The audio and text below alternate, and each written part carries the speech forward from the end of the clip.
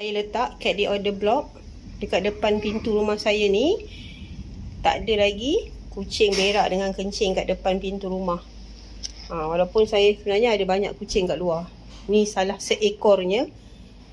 Saya ada banyak lagi. Ada lebih 10 ekor kat luar ni. Tu satu lagi. Tengok. Nak attack burung.